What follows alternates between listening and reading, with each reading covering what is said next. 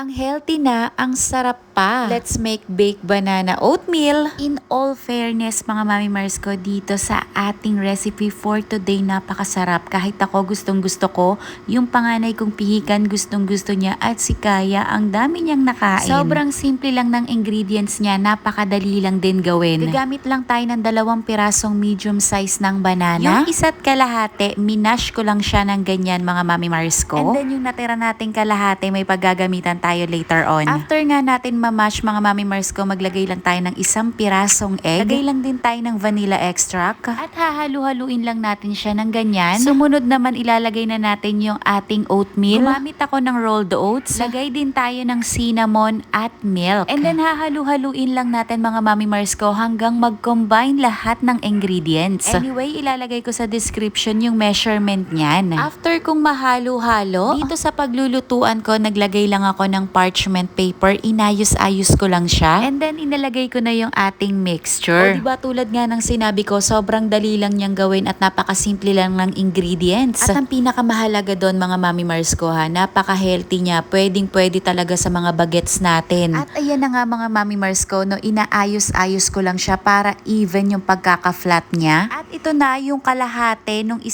pirasong minash natin kanina. Ayan nga, at pang-design lang natin siya dito sa ibabaw para medyo maganda tignan. Gagamit lang ako ng air fryer mga Mami Mars ko. Lulutuin natin yan 180 degrees for 13 to 14 minutes. At eto na siya, luto na. O diba mga Mami Mars ko, ang bilis pang maluto, 13 to 14 minutes. What? Pinalamig ko lang siya mga Mami Mars ko, and then nung lumamig na, eto na, hihiwa-hiwain na natin siya. Ikakat ko lang to ng pa-square, depende naman sa inyo mga Mami Mars ko kung anong cut ang gusto nyo, pwedeng parang pa-pizza type. Kung gusto nyong may design, pa-sigsag, ganyan, bahala kayo.